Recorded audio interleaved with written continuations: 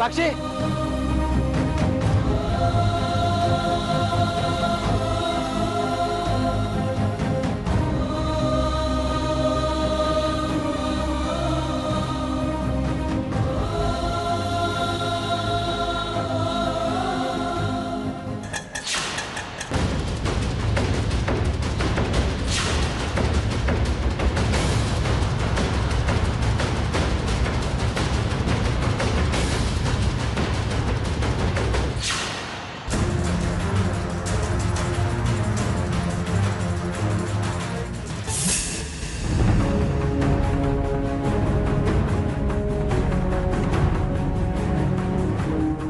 Sir sir ಬೇಗ ಬನ್ನಿ sir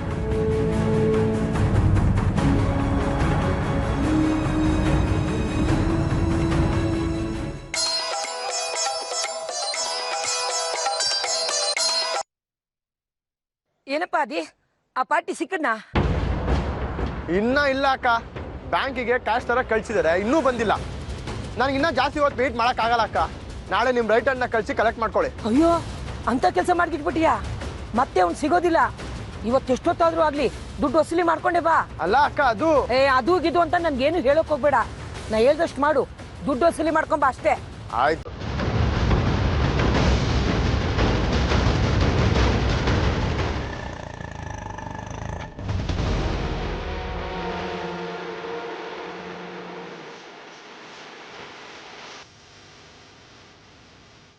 ಹೇಳೋ ಅಕ್ಕ, ನಿಮ್ಮ ಪ್ಲಾನ್ ಸಕ್ಸಸ್ ಅಕ್ಕ. Good, very good. ನೋಡು, ನೀನಿರೋ ಜಾಗಕ್ಕೆ ನೀನು ಉಳಿದಿರೋ ಅಮೌಂಟು ತಲುಪುತ್ತೆ. ಸದ್ಯಕ್ಕೆ ಯಾರ ಕಣಿಗೂ ಕಾಣಿಸ್ಕೊಳ್ದೆ ಅಬ್ಸ್ಕ್ಯಾಂಡ್ ಆಗು. ಈ ಊರಲ್ಲೆಲ್ಲೂ ಇರಬೇಡ. ಸರಿ ಅಕ್ಕ, ನೀನು ಹೇಳ್ದಂಗೆ ಮಾಡ್ತೀನಿ. ಅಕ್ಕ, ಆಟಕ್ಕೆ ಅದನ್ನಲ್ಲೇ ಎಲ್ಲರೂ ಚರಂಡಿಗೆ ಎಸ್ದು ಬಿಟ್ಟು ಅಬ್ಸ್ಕ್ಯಾಂಡ್ ಆಗೋ. ಸರಿ ಅಕ್ಕ.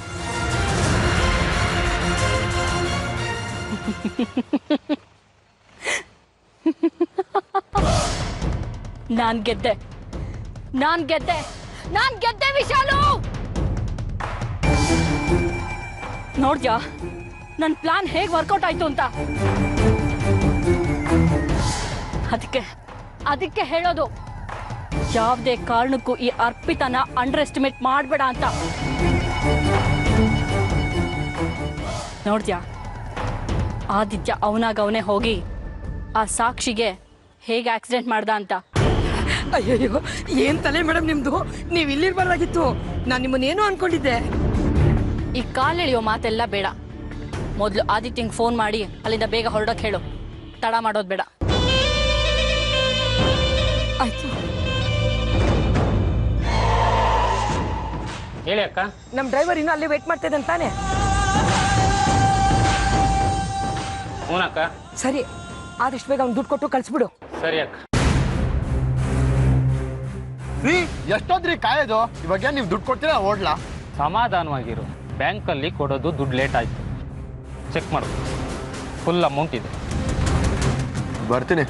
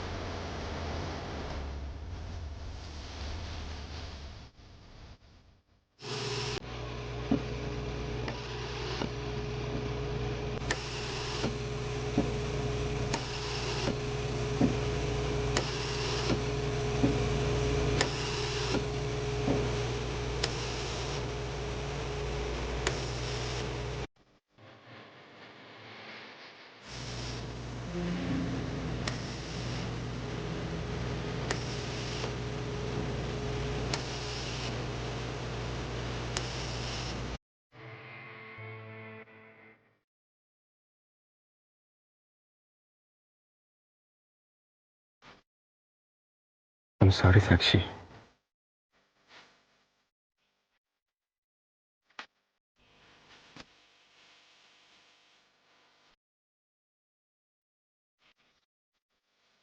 ಜೊತೆ ಹೀಗೆ 100 ವರ್ಷ ಬದುಕಬೇಕು ಅನ್ನೋ ಆಸೆ ಇನ್ನೂ ಜಾಸ್ತಿ ಆಗ್ತಾ ಇದೆ.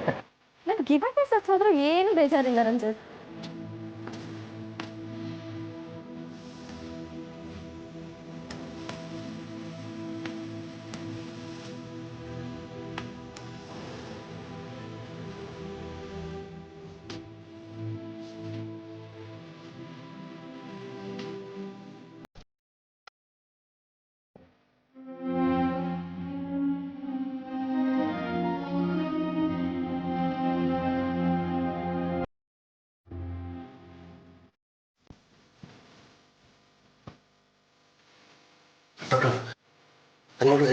ಗಾಬರಿ ಆಗ್ಬೇಡಿ, ಸಮಾಧಾನ ಮಾಡ್ಕೊಳ್ಳಿ. ಇದೆಲ್ಲ ಹೇಗಾಯ್ತು? ಇವಾಗ ಆಟೋ ಆಕ್ಸಿಡೆಂಟ್ ಆಗಿ ಈಗೆಲ್ಲ ಆಯ್ತು ಡಾಕ್ಟರ್. ಕಂಡೀಷನ್ ತುಂಬಾ ಕ್ರಿಟಿಕಲ್ ಆಗಿದೆ. ನಮ್ಮ ಪ್ರಯತ್ನ ನಾವು ಮಾಡ್ತೀವಿ.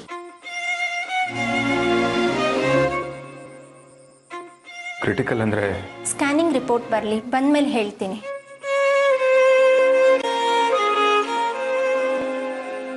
ಅವನಿಗೆ ನನ್ನ ಮೇಲೆ ಕೋಪ ಇದ್ದಿದ್ದು ನನಗೆ ಗೊತ್ತೋಯ್ತಲ್ಲ. ಅದನ್ನ ಬಿಟ್ಟು 3 ಹೊತ್ತು ಆದಿ ಆದಿ ಅಂತ ಕನ್ವರ್ಸ್ತಿದ್ದು ಸಾಕ್ಷಿ ಮೇಲೆ ಗಾಡಿ ಹಚ್ಚಿದಾನಲ್ಲ.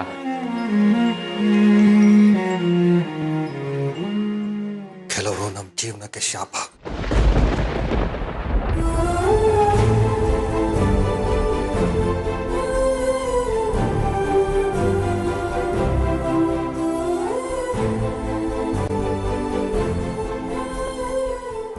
ಸಾಕ್ಷಿ ಏನೂ ಆಗಲ್ಲ,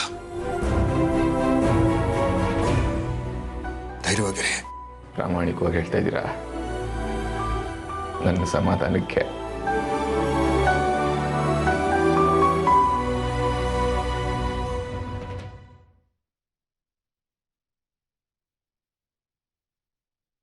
ಸಾಕ್ಷಿಗೇನಾದರೂ ಹೆಚ್ಚು ಕಡಿಮೆ ಆದರೆ ನಿಮ್ಮ ದೊಡ್ಡ ಮಗನ ಕಳ್ಕೊತೀರಾ ನೀವು?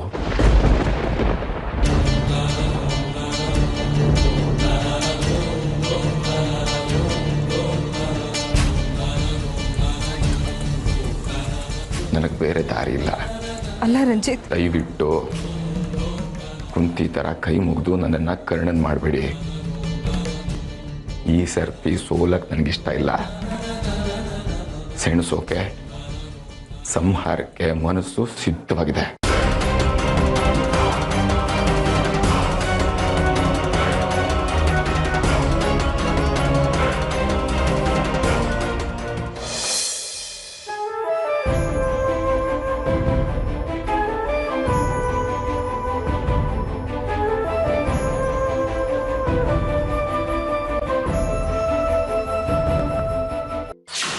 ವಿಶಾಲು, ಇಷ್ಟು ಹೊತ್ತಿಗೆ ಆ ನಿನ್ನ ಆಟೋ ಡ್ರೈವರ್ ಆದಿತ್ಯನೇ ಬೇಕು ಬೇಕು ಅಂತ ಸಾಕ್ಷಿಗೆ ಆಕ್ಸಿಡೆಂಟ್ ಮಾಡ್ದ ಅಂತ ಸೂರ್ಯನ ಮನೆಯವರೆಲ್ಲ ಅಂದ್ಕೊಂಡಿರ್ತಾರೆ. ಸಾಲದಕ್ಕೆ ಅವನ ಕೈಗೆ ಸಿಕ್ಕಿದ್ರೆ ಅವನ್ನ ಸಾಯಿಸ್ಬಿಡ್ಬೇಕು ಅನ್ನೋಷ್ಟು ಕೋಪ ಅವರೆಲ್ಲರಿಗೂ ಆದಿತ್ಯನ ಮೇಲಿರುತ್ತೆ. ಅಲ್ಲ ಮೇಡಮ್, ನೀವು ಗುರಿ ಇಟ್ಟಿದ್ದು ಸಾಕ್ಷಿಗೆ, ಆದರೆ ಅದಿಷ್ಟು ದೊಡ್ಡದಾಗಿ ಬೆಂಕಿ ಹತ್ಕೊಳ್ಳುತ್ತೆ ಅಂತ ನಾನು ಅಂದ್ಕೊಂಡೇ ಇರಲಿಲ್ಲ ಮೇಡಮ್. ಬರೀ ಬೆಂಕಿ ಅಲ್ಲ ವಿಶಾಲು, ಇದು ಕಾಡ್ಗಿಚ್ಚು. ಈ ಕಾಡ್ಗಿಚ್ಚು ಆ ಸೂರ್ಯನ ಇಡೀ ಫ್ಯಾಮಿಲಿನ ಹೇಗೆ ಸುಟ್ಟು ಬೂದಿ ಮಾಡುತ್ತೆ ಅಂತ ನೋಡ್ತಾ ಇರು. ಹೆಜ್ಜೆ ಹೆಜ್ಜೆಗೂ ಆದಿತ್ಯ ನನ್ನ ಮಗ ಅವನಿಲ್ದೆ ಬದುಕೋಕ್ಕಾಗಲ್ಲ ಅಂತ ಗೋಳಾಡ್ತಾ ಇದ್ದಿದ್ದು ಆ ಆರ್ತಿ ಆದಿತ್ಯನ ಪರ ವಹಿಸ್ಕೊಂಡು ಮಾತಾಡಕ್ ಹೋಗಿ ಸೂರ್ಯನ ಜೊತೆ ಜಗಳ ಆಡಿ ಮನೆ ಬಿಟ್ಟು ಆಚೆ ಬರ್ತಾಳೆ. ಏನು ಏಟ್ ಕೊಡ್ತೀರಾ ಮೇಡಮ್? ಏಟ್ ಕೊಟ್ರೆ ನಿಮ್ಮ ಹಾಗೆ ಕೊಡಬೇಕು. ಜೀವ ಹೋಗುತ್ತೆ, ಆದರೆ ಜೀವ ಹೇಗೆ ಹೋಯ್ತು ಅಂತ ಯಾರಿಗೂ ಗೊತ್ತಾಗಲ್ಲ. ಅದಕ್ಕೆ ಹೇಳೋದು ಮರ್ಮಕಲೆ ಅಂತ. ಪೆಟ್ಟು ಯಾರು ಕೊಟ್ಟರು, ಎಲ್ಲಿಗೆ ಬಿತ್ತು ಅಂತ ಗೊತ್ತಾಗದೆ ಇರೋದೇ ಈ ಮರ್ಮಕಲೆಯ ಒಳಮರ್ಮ. ಅದನ್ನೇ ಇವಾಗ ನಾನು ಮಾಡಿದ್ದು. ಅಷ್ಟೇ ಅಲ್ಲ ವಿಶಾಲು, ಆದಿತ್ಯನ ತಮ್ಮ ಆರ್ಯ ಈ ಆದಿತ್ಯನ ಅರೆಸ್ಟ್ ಮಾಡಿ ಕರ್ಕೊಂಡು ಹೋಗಿ ಜೈಲಿಗೆ ಹಾಕಬೇಕು. ಆದಿತ್ಯ ಜೈಲಲ್ಲಿರೋದನ್ನ ನಾನು ನೋಡಬೇಕು. ಅದಕ್ಕೆ ಕಾಯ್ತಿರೋದು. ಆದಿತ್ಯ ಜೈಲಲ್ಲಿ ಒದ್ದಾಡ್ತಿರೋದನ್ನ ಆ ಆರ್ತಿ ನೋಡಿ ಗೋಳಾಡಬೇಕು. ಅವಾಗ್ಲೇ ನನ್ನ ಮನ್ಸಿಗೆ ಸಮಾಧಾನ ಆಗೋದು. ಆದಿತ್ಯ ಜೈಲ್ಗೆ ಹೋಗ್ತಾನ? ಅದು ನಿಮ್ಮ ಕನಸು ಅಲ್ಲ. ನಿಮ್ಮನ್ನೇ ಬೇಲ್ ಮೇಲೆ ಕರ್ಕೊಂಬಂದಿರೋ ಅವನ ತಮ್ಮ ಅವ್ರ ಅಣ್ಣನ ಜೈಲ್ಗೆ ಹಾಕ್ತೇನೆ ಅಂತ ಏನು ಗ್ಯಾರಂಟಿ? ಅದು ಅಲ್ಲದೆ 2 ದಿನ ಕರ್ಕೊಂಡು ಹೋಗಿ ಜೈಲ್ಗೆ ಹಾಕ್ತಾನೆ, ಆಮೇಲೆ ಅವನೇನು ತಪ್ಪು ಮಾಡಿಲ್ಲ ಅಂತ ಹೇಳಿ ತಿರ್ಗಾ ಹೊರಗಡೆ ಕರ್ಕೊಂಬಂದು ಬಿಡ್ತಾನೆ. ಆಮೇಲೆ ನೀವೇನ್ ಮಾಡ್ತೀರಾ? No chance. ಆದಿತ್ಯಂಗೆ ಆರ್ಯ ಬೇಲ್ ಕೊಡೋದಕ್ಕೆ ಸಾಧ್ಯನೇ ಇಲ್ಲ. ಯಾಕೆ ಅಂದ್ರೆ ಆದಿತ್ಯಂಗೂ ಆರ್ಯಂಗೂ ಒಬ್ರನ್ನೊಬ್ರು ಕಂಡ್ರೆ ಆಗಲ್ಲ. ಇಷ್ಟ್ರ ಮೇಲೂ ಏನಾದ್ರೂ ಆದಿತ್ಯ ಬೇಲ್ ಮೇಲೆ ಹೊರಗೆ ಬಂದ್ರೆ ಹೊರಗೆ ಅವನಿಗೋಸ್ಕರ ರಂಜಿತ್ ಕಾಯ್ತಿದ್ದಾನೆ. ವಿನಾಕಾರಣ ನನ್ನ ಹೆಂಡತಿಗೆ ನೀನು ತೊಂದರೆ ಕೊಟ್ಟೆ ಅನ್ನೋ ಕೋಪಕ್ಕೆ ಆದಿತ್ಯಂಗೆ ಎಳ್ಳು ನೀರು ಬಿಡೋದ್ರ ಜೊತೆಗೆ ಉತ್ತರ ಕಾಶಿನಲ್ಲಿ ಪಿಂಡ ಇಡ್ತಾನೆ. ಇವತ್ತು ಸಾಕ್ಷಿ ಸಾವು ಬದುಕಿನ ನಡುವೆ ಹೋರಾಡ್ತಿದ್ದಾಳೆ. ಒಂದು ಹಂತಕ್ಕೆ ಇವತ್ತಿಗೆ ನನ್ನ ರಿವೆಂಜ್ ಮುಗೀತು. ಇನ್ನು ಆ ಸೂರ್ಯನ ಪ್ರೇಮ ಸೌಧ ಕೆಳಗೆ ಬೀಳೋದನ್ನ ನೋಡಿ ಖುಷಿ ಪಡೋದಷ್ಟೇ ನನಗುಳ್ದಿರೋದು. ವಿಶಾಲು,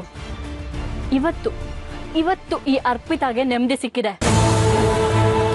ನನ್ನ ಪ್ರಾಣನು ಒತ್ತೆ ಇಟ್ಟು ಕಷ್ಟಪಟ್ಟಿದ್ದಕ್ಕೆ ಕೊನೆಗೂ ನಂಗೆ ಪ್ರತಿಫಲ ಸಿಕ್ತು. ಮೇಡಮ್, ಆದಿತ್ಯ ಬರೋ ಟೈಮ್ ಆಯ್ತು, ನೀವು ಬೇಗ ಬಚ್ಚಿಟ್ಕೊಳ್ಳಿ ಮೇಡಮ್. ನಾನು ಯಾಕೆ ಬಚ್ಚಿಟ್ಕೋಬೇಕು?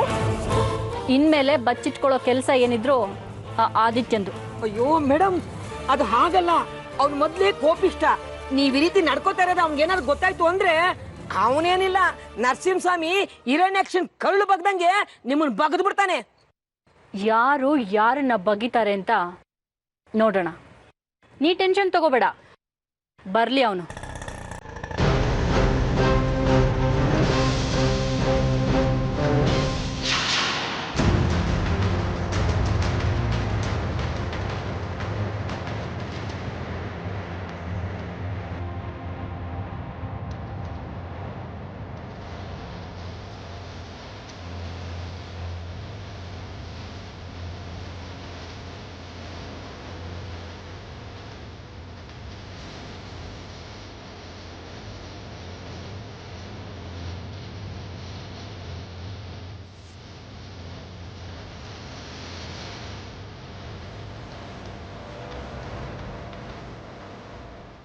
ತಗೊಳಕ್ಕ ದುಡ್ಡು.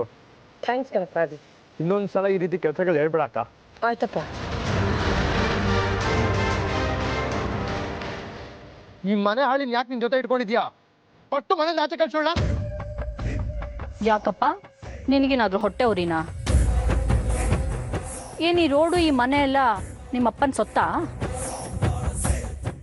ಮೊದಲು ನೀನು ಬಂದ ಕೆಲಸ ಎಷ್ಟೋ ಅಷ್ಟು ನೋಡ್ಕೊಂಡು ಹೋಗೋದನ್ನ ಕಲಿ. ನಾನು ಎಲ್ಲಿಗಾದ್ರೂ ಹೋಗ್ತೀನಿ, ಎಲ್ಲಿಂದನಾದ್ರೂ ಬರ್ತೀನಿ. ನಿನಗೆ ಯಾಕೆ? ನನ್ನ ತಂಟೆಗೆ ಬಂದರೆ ಕೊಚ್ಚೆ ಮೇಲೆ ಕಲ್ಲಾಕಿ ಮುಖಕ್ಕೆ ಸಿಡ್ಸ್ಕೊಳ್ಳೋಷ್ಟು ಟೈಮ್ ಇಲ್ಲ ನನಗೆ. ಇನ್ನೊಂದು ಸಲ ಸಿಗು, ಹಬ್ಬಾಗಿದೆ. ಬರ್ತೀನಕ್ಕ. ಅದೇ ಆಟೋ ಇಲ್ಲೇ ಬಿಟ್ಟು ಹೋಗಪ್ಪ. ಯಾಕಕ್ಕ ಇವತ್ತು ಮಧ್ಯಾಹ್ನ ಆಟೋ ಬಿಡು ಅಂತ ಹೇಳ್ತಿದ್ದೀರಾ? ಅದು ಆಟೋ ಸರ್ವಿಸಿಗೆ ಬಿಡ್ಬೇಕಪ್ಪ. ಏನ್ ಹೇಳ್ತಾ ಇದೀರಕ್ಕ? ಹೋದ್ ತಿಂಗಳು ನಾನೇ ಮಾಡ್ತಿದ್ನಲ್ಲ ಸರ್ವಿಸ್ನ. ಅದೆಲ್ಲ ನಿನಗೆ ಯಾಕೆ? ಆಟೋ ಬಿಟ್ಟು ಹೋಗು, ಸರ್ವಿಸ್ ಮಾಡಿಸ್ಬೇಕು. ಓನರ್ ನಾನಲ್ವಾ?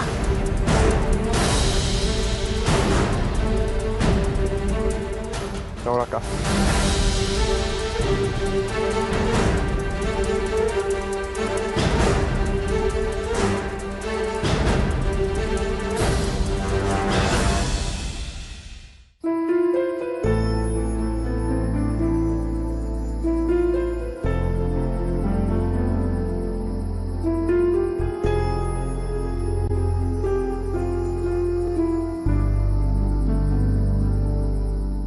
ಡಾಕ್ಟರ್, ನನ್ನ ಹೆಂಡತಿಗೆ ಏನು ತೊಂದರೆ ಆಗಲ್ಲ ಅಲ್ವಾ?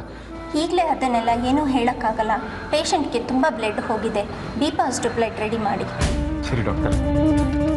ಮಾವ, ನಿಮ್ಗೆ ಯಾರಾದರೂ ಬ್ಲಡ್ ಬ್ಯಾಂಕ್ ಲೋನ್ ಕೂತಿದ್ದಾರಾ? ಬಿ ಪಾಸಿಟಿವ್ ಬ್ಲಡ್ ಬೇಕಂತೆ ಮಾವ. ನಂದು ಬಿ ಪಾಸಿಟಿವ್, ನಾನೇ ಕೊಡ್ತೀನಿ. ಬನ್ನಿ. ನಂದು ಬಿ ಪಾಸಿಟಿವ್. ಹೋಗಿ ಹೋಗಿ. ಪ್ಲಸ್ ಡಾಕ್ಟರ್, ನನ್ನ ಹೆಂಡತಿ ಮಗುಗೆ ಏನು ತೊಂದರೆ ಆಗಲ್ಲ ಅಲ್ವಾ? ನೋಡಿ, ನಿಮ್ಮ ಆತಂಕ ನನಗೆ ಅರ್ಥ ಆಗ್ತಿದೆ. ನಿಮ್ಮ ಮಿಸ್ಸಸ್ಗೆ ತುಂಬ ಇಂಜರಿ ಆಗಿರೋದ್ರಿಂದ ಮಗು ಮತ್ತು ಅವ್ರ ಬಗ್ಗೆ ಯಾವ ಗ್ಯಾರಂಟಿನೂ ಕೊಡೋಕ್ಕಾಗಲ್ಲ.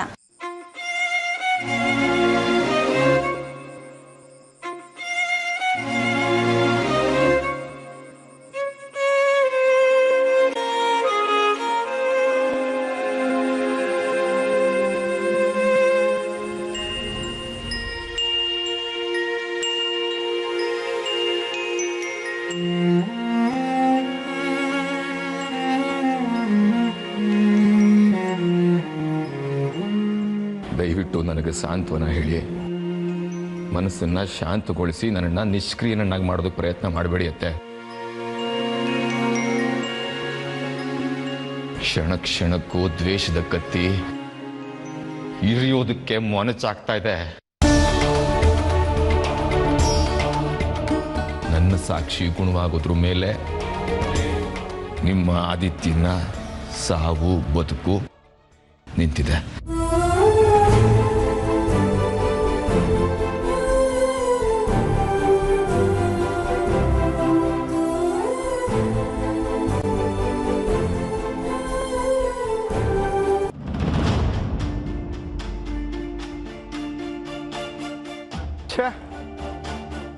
ಈ ವಿಶಾಲಾಕ್ಷಿ ಬೇರೆ ಇವತ್ತು ಮಧ್ಯಾಹ್ನನೇ ಮನೆ ಕಳಿಸ್ಬಿಟ್ಟಿದ್ದಾಳೆ. ಏನ್ ಮಾಡೋದು?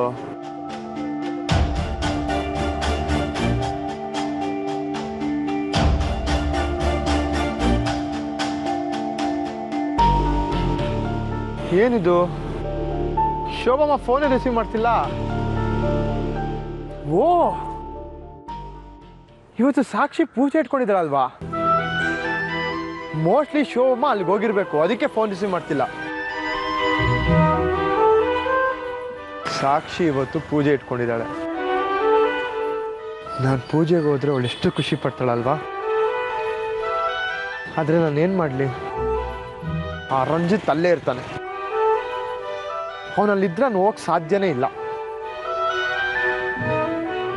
ಸಾಕ್ಷಿ ಈಗ ಪ್ರೆಗ್ನೆಂಟ್ ಬೇರೆ. ಒಬ್ಬ ಅಣ್ಣನಾಗಿ ಅವಳನ್ನ ಎಷ್ಟು ಸಂತೋಷವಾಗಿ ನೋಡ್ಕೋಬೇಕು, ಎಷ್ಟು ಸುಖವಾಗಿ ನೋಡ್ಕೋಬೇಕು, ಅದೆಲ್ಲ ಸಾಧ್ಯನೇ ಆಗ್ತಿಲ್ಲ ನನ್ನ ಕೈಲಿ. ಇವತ್ತು ನನ್ನ ಹತ್ರ ದುಡ್ಡಿದೆ ಅಲ್ವಾ? ಸಾಕ್ಷಿಗೆ ಏನಾದ್ರು ಗಿಫ್ಟ್ ಕೊಟ್ರೆ, ಎಸ್, ಸಾಕ್ಷಿಗೆ ಏನಾದ್ರು ಗಿಫ್ಟ್ ಕೊಡ್ಬೇಕು. ಆದ್ರೆ ಏನ್ ಕೊಡೋದು? ಏನು ಹೊಳಿತಿಲ್ವಲ್ಲ. ಏನ್ ಕೊಡ್ಲಿ, ಏನ್ ಕೊಡ್ಲಿ, ಏನ್ ಕೊಡ್ಲಿ, ಏನ್ ಕೊಡ್ಲಿ, ಏನ್ ಕೊಡ್ಲಿ, ಏನ್ ಕೊಡ್ಲಿ, ಏನ್ ಕೊಡ್ಲಿ, ಏನ್ ಕೊಡ್ಲಿ? ಸಾಕ್ಷಿಗೆ ಏನ್ ಗಿಫ್ಟ್ ಕೊಡ್ಬೇಕು ಅಂತ ಶೋಭಮ್ಮ ಕೇಳಿದ್ರೆ ಕರೆಕ್ಟ್ ಆಗಿ ಹೇಳ್ತಾರೆ.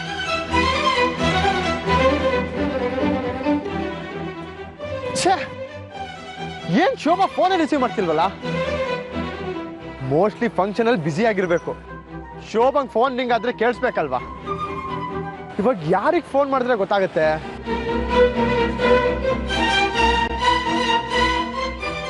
ಮಗ, ನನ್ನ ತಂಗಿ ಈಗ ಪ್ರೆಗ್ನೆಂಟ್ ಕಣೋ. ಅವಳಂದ್ರೆ ನಂಗೆ ಪ್ರಾಣ ಮಗ. ಅವಳಿಗೆ ಏನೋ ಒಂದು ಗಿಫ್ಟ್ ಕೊಡ್ಬೇಕು ಅಂತ ಇದ್ದೀನಿ. ಏನ್ ಕೊಟ್ರೆ ಖುಷಿ ಆಗತ್ತೆ? ಮಗ ಹೆಲ್ಪ್ ಮಾಡೋ, ಏನು ತಲೆಗೆ ಹೊಳಿತಿಲ್ಲ, ಒಂದು ಐಡಿಯಾ ಕೊಡೋ. ಹೌದಾ? ತೊಟ್ಲು ಕೊಡ್ಲಾ? ಒಳ್ಳೆ ಐಡಿಯಾ ಮಚ್ಚ. ಥ್ಯಾಂಕ್ಸ್ ಮಗ, ಥ್ಯಾಂಕ್ಸ್ ಥ್ಯಾಂಕ್ಸ್ ಥ್ಯಾಂಕ್ಸ್ ಥ್ಯಾಂಕ್ಸ್. ಸರಿ ಮಗ, ಥ್ಯಾಂಕ್ಸ್ ಮಗ.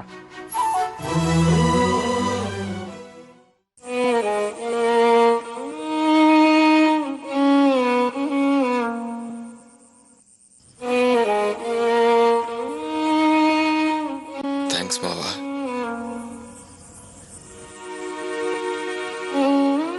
ಥ್ಯಾಂಕ್ಸ್ ಯಾಕೆ?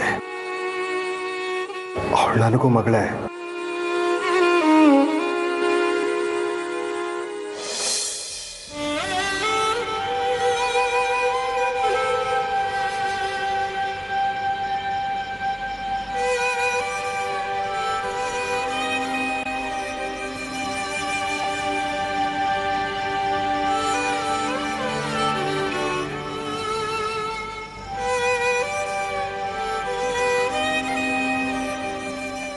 ಅಂಥ ದ್ವೇಷ ನಮ್ಮವ ತಂಗಿ ಪ್ರಾಣಕ್ಕೆ ಕುತ್ತು ತರುವಷ್ಟು.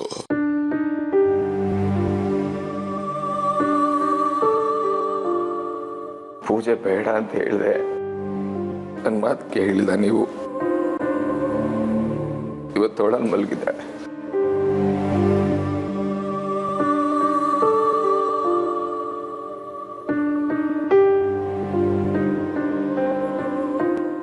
ತಪ್ಪು ತಿಳ್ಕೊಬೇಡಿ, ನಿಮ್ಮನ್ನು ದೂರ್ತಿಲ್ಲ ನಾನು. ಆದ್ರೆ ಅವಳು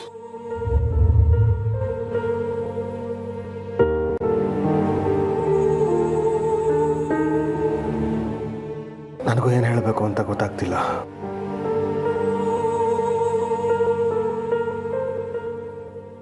ಆದೇನು ನನಗೆ ಮಗನೇ. ಸಾಕ್ಷಿ ಅವನು ಅಷ್ಟೊಂದು ಅನ್ಯೋನ್ಯವಾಗಿದ್ರು, ಆತ್ಮೀಯವಾಗಿದ್ರು. ಈಗ ನೋಡಿದ್ರೆ ಅವನು